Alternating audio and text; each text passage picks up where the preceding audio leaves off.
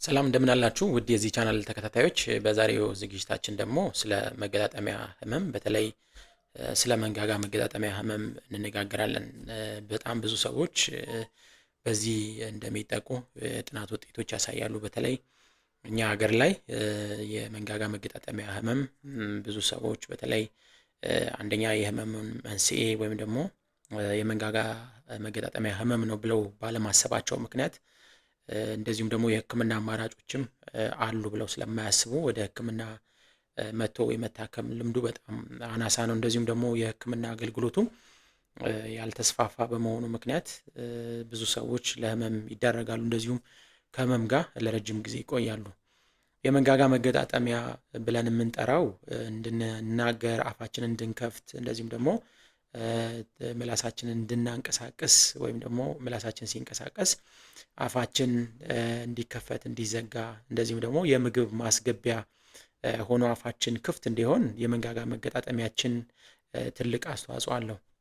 የመንጋጋ መገጣጠሚያ ብዙ ችግሮች ሊደርሱበት ይችላል። ምክንያቱም የመንጋጋ መገጣጠሚያችን እንደ ሌሎች የሰውነታችን መገጣጠሚያ እንደ ጉልበታችን ወይም ደግሞ እንደ ሌሎች የሰውነታችን መገጣጠሚያዎች ከፍተኛ የሆነ አገልግሎት ይሰጣል። ይሄ አገልግሎት በተለይ በተለያዩ ምክንያቶች በተለያዩ ሁኔታዎች ጫና ውስጥ ሊገባ ይችላል። ብዙ ጊዜ የመንጋጋ መገጣጠሚያችን ጤናማ ከሆነ ወይም ደግሞ ምንም አይነት ስሜት ከሌለን የመንጋጋ መገጣጠሚያችንንም ብዙ አናስታውሰውም ወይም ደግሞ ብዙ የሚያስጨንቀን ጉዳይ ላይሆን ይችላል። ነገር ግን የመንጋጋ መገጣጠሚያችን ላይ እክል ሲኖር ወይም ደግሞ ሌሎች ችግሮች ወይም ምልክቶች ሲታዩበት የመንጋጋ መገጣጠሚያችን ምን ያህል አስፈላጊ እንደሆነ ማሰብ የምንጀምርበት ሁኔታዎችን ይፈጥራል።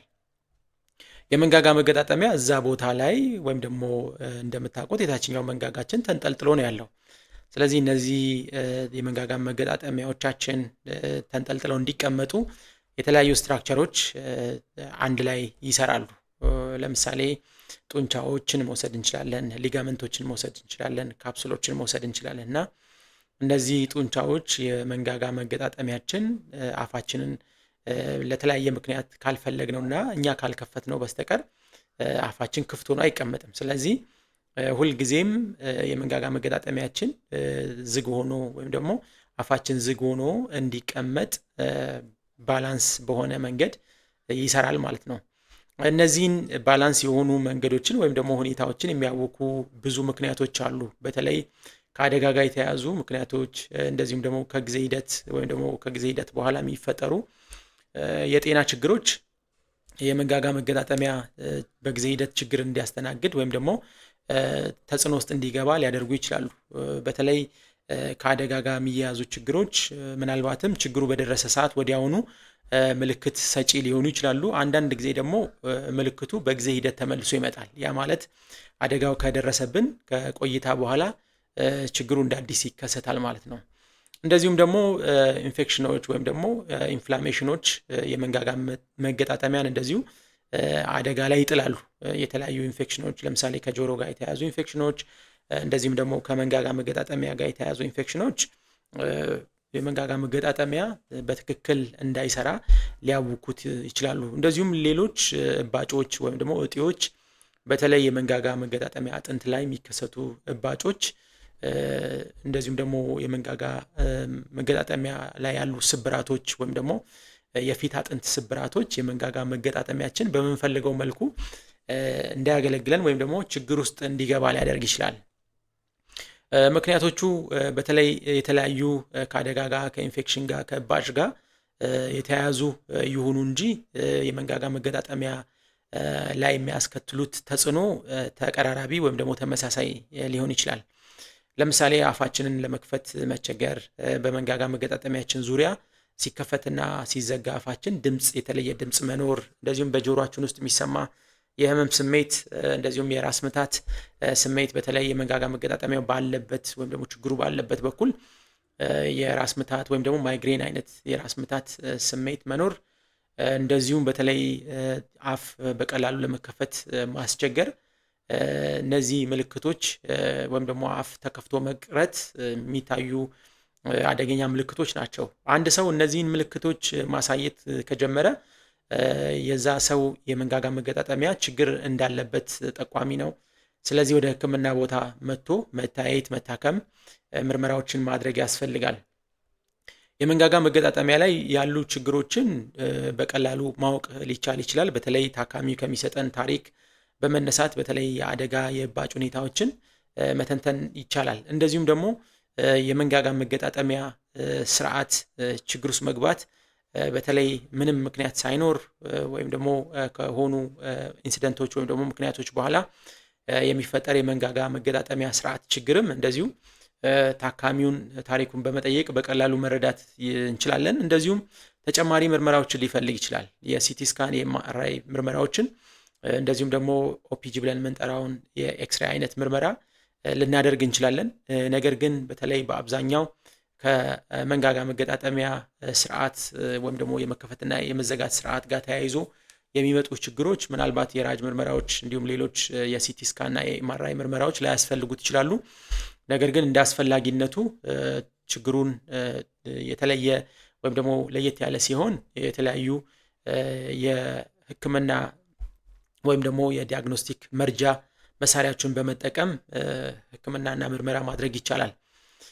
የተለያዩ ምክንያቶች ቅድም እንዳልናቸው የመንጋጋ መገጣጠሚያችን እንዲታወክ ያደርጋሉ። ከጡንቻ ጋር የተገናኙ ችግሮች ሊሆኑ ይችላሉ። እንደዚሁ በተለይ የመንጋጋ መገጣጠሚያችን ብዙ ጡንቻዎችን በጋራ የሚያስተናግድ ወይም ደግሞ እነዚህ ጡንቻዎች የመንጋጋ መገጣጠሚያ ባላንስ ራሱን እንዲያደርግ የሚያደርጉ ጡንቻዎች ናቸው።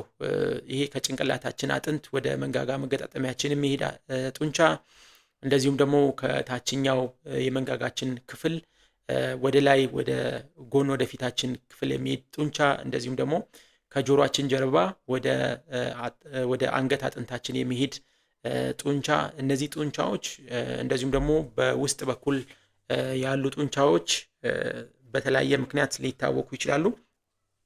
እነዚህን ጡንቻዎች በሚገባ በማከም ወይም ደግሞ ሪላክስ እንዲያደርጉ በማድረግ የመንጋጋ መገጣጠሚያ ህመሙን ማስታገስ እንደዚሁም ደግሞ መፈወስ የሚቻልበት መፍትሄዎች እንደዚሁ አሉ። በተለይ እነዚህ የመንጋጋ መገጣጠሚያ ችግሮች ቀጥታ ከመንጋጋ መገጣጠሚያው ጋር የተያያዙ አሉ። እንደዚሁም ደግሞ ቀጥተኛ የሆነ ግንኙነት የሌላቸው ችግሮች አሉ። ለምሳሌ ጡንቻዎችን ብንወስድ እንደዚሁም ደግሞ የጡንቻ ወይም ደግሞ የመገጣጠሚያ መሸፈኛ ወይም ደግሞ ካፕሱሉን ብንወስድ ቀጥተኛ የሆነ ግንኙነት ከመንጋጋ መገጣጠሚያው ጋር የለውም። ያ ማለትም የውስጠኛው የመንጋጋ መገጣጠሚያ ችግር እንደዚሁም ደግሞ የውጨኛው ብለን በሁለት መክፈል እንችላለን። ስለዚህም የህክምና አማራጩም እንዳለበት ችግር ወይም ደግሞ የመንጋጋ መገጣጠሚያው ችግሩ የተነሳው ከየት ነው የሚለው ላይ ያተኩራል። ለምሳሌ ከጡንቻዎች፣ ከሊጋመንቶች፣ ከካፕሱሎች እንደዚሁም ደግሞ ዙሪያው ላይ ካሉ አጥንቶች ከሆኑ እነሱን ወይም ደግሞ ያሉትን ሁኔታዎች በተለያየ ምርመራ ዘዴ በማወቅ በመረዳት እንደዚሁም ደግሞ ህክምና በማድረግ የመንጋጋ መገጣጠሚያው ወደ ነበረበት ሁኔታ መመለስ የሚያስችል ህክምናዎች አሉ። እንደዚሁም ደግሞ ቀጥታ ከመንጋጋ መገጣጠሚያው ጋር ወይም ደግሞ ከውስጠኛው ክፍል ጋር የተያያዙ ችግሮች ከሆኑ በተለይ የመንጋጋ መገጣጠሚያ መገናኛ አጥንቶች እንደዚሁም ደግሞ ዲስክ ብለን የምንጠራቸው ወይም ደግሞ በመንጋጋ አጥንትና በጭንቅላት አጥንት መሃል ያለ መከላከያ ወይም ደግሞ ዲስክ ብለን የምንጠራው ስትራክቸር ላይ ችግር ሲኖር የምናደርጋቸው የህክምናዎች የምርመራዎች አይነቶች እንደዚሁ ልዩነት ሊኖራቸው ይችላል። በአብዛኛው የመንጋጋ መገጣጠሚያ ህመም በተለይ በውጨኛው የመንጋጋ መገጣጠሚያ ምክንያቶች የሚመጣ ነው። በጡንቻ፣ በካፕሱል፣ በሊጋመንት ብለን የምንጠራው እነዚህ ችግሮች ጡንቻውን፣ ሊጋመንቱን እንደዚሁም ደግሞ ዙሪያ ላይ ያሉ አጥንቶችን ያሉትን ችግሮች ወይም ደግሞ የጎደሉትን ነገሮች በማሟላት ወደ ነበረበት ፋንክሽን ወይም ደግሞ ወደ ነበረበት ሁኔታ የመንጋጋ መገጣጠሚያን መመለስ ይቻላል። በተለይ ደግሞ የመድኃኒት ህክምናዎች እንደዚሁም ደግሞ የአርትሮሲንተሲስ ብለን የምንጠራ ወይም ደግሞ የመንጋጋ መገጣጠሚያን እጥበት እንደዚሁም ደግሞ የተለያዩ መድኃኒቶችን የመንጋጋ መገጣጠሚያን በመውጋት ፊዚዮቴራፒ ህክምናዎችን በማድረግ በተለይ እነዚህ የፊዚዮቴራፒ ህክምናዎች በጨረር ወይም ደግሞ በኢንፍራሬድ ህክምና እንደዚሁም ደግሞ በቴንስ ወይም ደግሞ ትራንስኩታኔስ ኤሌክትሪክ ቴራፒ ብለን የምንጠራው የህክምና አይነት እንደዚሁም ደግሞ በአልትራሳውንድ በመታገዝ ጡንቻዎች፣ ሊጋመንቶች እና ካፕሱሎች የመዝናናት ስሜት እንዲያመጡ ከስትረስ ነፃ እንዲወጡ በማድረግ ጥሩ ለውጦችን ማግኘት ይቻላል።